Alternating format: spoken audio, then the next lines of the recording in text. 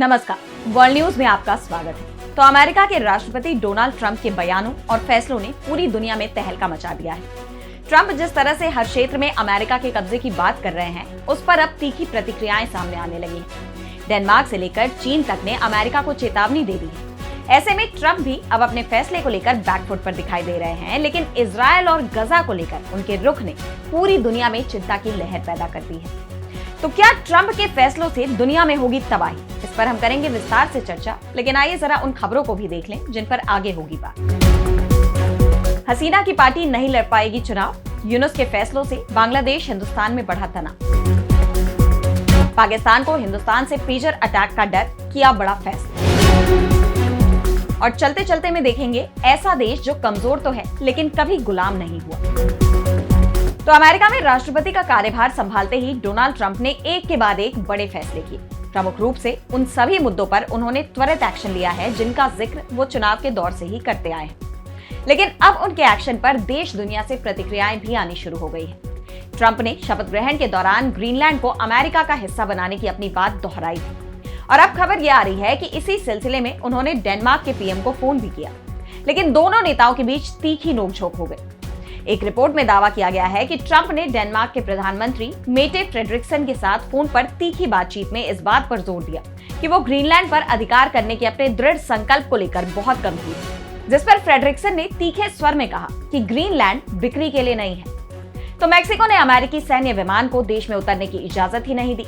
दरअसल अवैध प्रवासियों पर ट्रंप प्रशासन की कार्रवाई जोर शोर से चल रही है। ऐसे में अमेरिकी सैन्य विमानों से उन्हें डिपोर्ट किया जा रहा है, लेकिन मेक्सिको ने फिलहाल उनके ऑपरेशन में बाधा खड़ी कर दी है। जब से ट्रंप ने गल्फ ऑफ मेक्सिको का नाम बदलकर गल्फ ऑफ अमेरिका किया है, तब से ही मेक्सिको के तेवर तल्ख हो गए हैं। वहीं चीन ने भी अमेरिका को अपने दायरे में रहने की चेतावनी दी है।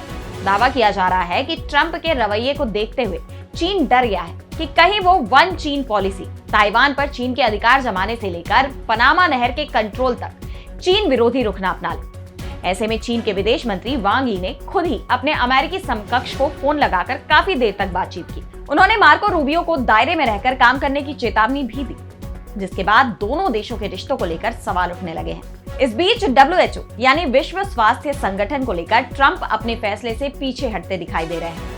उन्होंने WHO से बाहर निकलने की घोषणा की थी, लेकिन अब ट्रंप का कहना है कि वो संगठन में फिर से शामिल होने को लेकर विचार कर सकते हैं। जिसके बाद कहा जा रहा है कि जिस तरह से ट्रंप के मनमाने फैसलों का विरोध उनके अपने ही लोगों में देखा जा रहा है, उसके बाद ट्रंप को बैकफुट पर आना पड़ा। यानी अब अमेरिका WHO का हिस्सा बना रह सकता है। लेकिन ट्रंप प्रशासन के एक और फैसले को लेकर अब विवाद छिड़ गया है। उन्होंने बाइडेन सरकार का बड़ा फैसला पलटते हुए इजरायल को हथियारों की सप्लाई शुरू कर दी है। साथ ही गजा के युद्धग्रस्त क्षेत्र को तकरीबन पूरी तरह से खाली करते हुए नई शुरुआत करने का प्रस्ताव रखा है।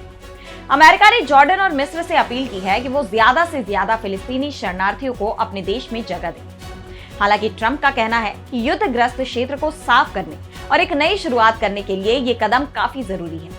लेकिन ट्रंप की मंशा को लेकर सवाल उठ रहे हैं कि क्या वो इजरायल को गजा को सौंपने की तैयारी में है, क्योंकि जिस तरह से युद्ध विराम के बीच ट्रंप इजरायल को हथियारों की खेप बढ़ा रहे हैं, उसे दोबारा जंग शुरू करने के लिए समर्थन दे रहे हैं। ऐसे में उनके इन फैसलों ने बड़ा सवाल खड़ा कर दिया है। और अब बढ़ते हैं अगली खबर की तरफ, जहां हम बात करेंगे बांग्लादेश में यूनुस सरकार के फैसलों की। तो अंतरिम सरकार के प्रमुख सलाहकार मोहम्मद यूनुस लगातार शेख हसीना के खिलाफ एक के बाद एक कड़े फैसले ले रहे हैं। इसी कड़ी में अब उनका एक और बड़ा फैसला सामने आया। मोहम्मद यूनुस ने कहा कि शेख हसीना की पार्टी अवामी लीग को चुनाव में भाग लेने की इजाजत नहीं दी जाएगी, जबकि छात्र आंदोलन का नेतृत्व करने वाले नेता महफूज आलम ने कहा कि चुनाव केवल बांग्लादेश समर्थक ग्रुप के बीच लड़ा जाएगा।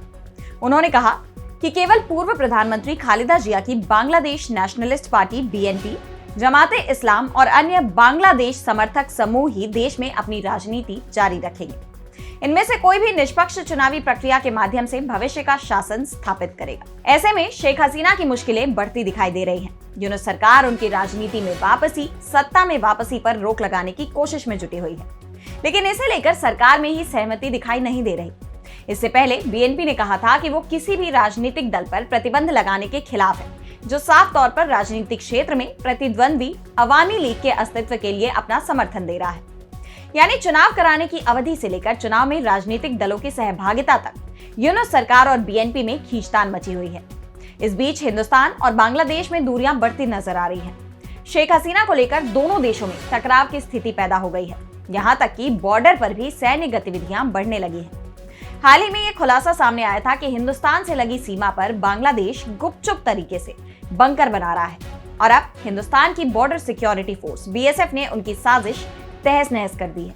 खबर यह आ रही है कि बीएसएफ ने हिंदुस्तान बांग्लादेश बॉर्डर पर बुलडोजर स्ट्राइक की। इस दौरान जहां एक तरफ हिंदुस्तान का बुलडोजर जमीन खोद रहा था, तो दूसरी तरफ खुदाई की जगह से लोहे का विशालकाय कंटेनर पड़ा मिला। दावा किया जा रहा है कि ये कोई कंटेनर नहीं बल्कि बंकर है, जिसका इस्तेमाल बांग्लादेशी घुसपैठ और तस्करी के लिए करते हैं। बीएसएफ के इंटेलिजेंस विंग ने बताया कि बांग्लादेशियों का मकसद सिर्फ दवा की तस्करी करना नहीं, बल्कि मुख्य रूप से इन बंकरों का इस्तेमाल घुसपैठियों को छिपाने के लिए किया जाता था और अब इसका भंडाफोड़ हो गया है। लेकिन हिंदुस्तान के लिए चिंताएं यहीं खत्म नहीं होती हैं। हाल ही में पाकिस्तान की आईएसआई टीम के बांग्लादेश दौरे को भी हिंदुस्तान की सुरक्षा के लिए बड़े संकट के रूप में देखा जा रहा है। इस दौरे पर आईएसआई चीफ की उल्फा प्रमुख परेश बरुआ से मुलाकात की खबर भी आई। साथ ही ये भी कहा गया कि बांग्लादेश ने पाकिस्तानी सेना और आईएसआई के कुछ बड़े अफसरों को रंगपुर जिले का गुप्त रूप से दौरा करवाया। रंगपुर हिंदुस्तान के चिकन नेक के काफी करीब है। ऐसे में इस बात की आशंका बढ़ गई है कि बांग्लादेश के साथ मिलकर पाकिस्तान हिंदुस्तान के चिकन नेक कॉरिडोर को लेकर क्या कोई साजिश रच रहा है। इसे लेकर अब हिंदुस्तान की तरफ से प्रतिक्रिया भी आई है। हिंदुस्तान ने कहा कि वो अपनी सुरक्षा की दृष्टि से पड़ोसी देशों की गतिविधियों पर नजर बनाए हुए है और कोई भी सख्त एक्शन उठा सकता है। और अब अगली खबर में बात होगी पाकिस्तान की। तो लेबनान में हुए पेजर अटैक का डर अब पाकिस्तान में भी नजर आ रहा है। ऐसे में अब हिंदुस्तान के पड़ोसी मुल्क पाकिस्तान ने हिंदुस्तान में बने मोबाइल फोन समेत कई इलेक्ट्रॉनिक डिवाइसेस के निर्यात पर रोक लगाने की बात कही है। पाकिस्तान ने इसे साइबर सिक्योरिटी के लिए खतरा बताया है। आपको बता दें कि दुनिया भर में मोबाइल फोन के निर्यात की सूची में हिंदुस्तान दूसरे नंबर पर आता है। पाकिस्तान में भी हिंदुस्तान में बने मोबाइल फोन का इंपोर्ट होता है। लेकिन अब पाकिस्तान की सरकार ने हिंदुस्तान में बने मोबाइल फोन समेत कई प्रोडक्ट्स और डिवाइसेस के निर्यात पर रोक लगाने की मांग की है। इसे लेकर वहां की सरकार ने सभी प्रांतों, राज्यों और मंत्रालयों को एक कैबिनेट डिवीजन का पत्र भेजा है, जिसमें कहा गया है कि इंडियन आईटी प्रोडक्ट्स संवेदनशील जानकारियों को रोक सकते हैं। सरकार के मुताबिक फर्जी वेबसाइटों और एप्पल जैसे पोर्टल के जरिए उपभोक्ता की सेंसिटिव इंफॉर्मेशन और डेटा तक पहुंचा जा सकता है। हिंदुस्तान में बनने वाले उत्पाद और उपकरण डेटा चोरी और मालवेयर वायरस के जरिए पाकिस्तान की साइबर सिक्योरिटी के लिए खतरा पैदा कर सकते हैं। बता दें कि पिछले साल सितंबर 2024 में इजरायल ने लेबनान पर पेजर अटैक किया था, जो कई दिनों तक सुर्खियों में बना रहा। इसमें पेजर का इस्तेमाल कर रहे लोगों पर अचानक ही पेजर फट जाता था और वे बुरी तरह से जख्मी हो जाते।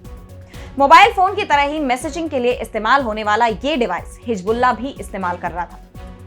और ऐसे में अब पाकिस्तान सरकार के इस फैसले को लेकर कहा जा रहा है कि पाकिस्तान को भी शायद हिंदुस्तान में बने इन मोबाइल फोन से कहीं पेजर जैसे हमले का कोई खौफ तो नहीं सता रहा। और अब चलते चलते में देखेंगे ऐसा देश जो सैन्य रूप से तो कमजोर है, लेकिन कभी गुलाम नहीं हुआ।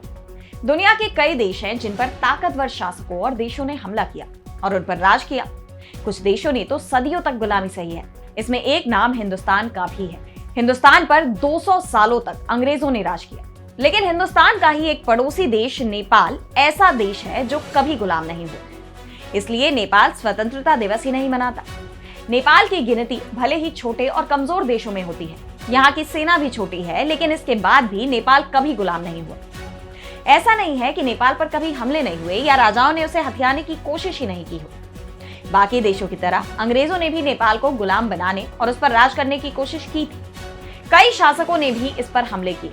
सबसे पहले शमसुद्दीन इलियास शाह ने सन 1349 में नेपाल पर हमला किया, काठमांडू को लूटा, लेकिन कुछ ही समय बाद गोरखा सेना ने शमसुद्दीन को वापस भेज दिया। फिर नेपाल पर 18वीं सदी में मीर कासिम ने हमला किया, लेकिन मीर कासिम की सेना को भी नेपाल की गोरखा सेना ने हराकर वापस भेज दिया।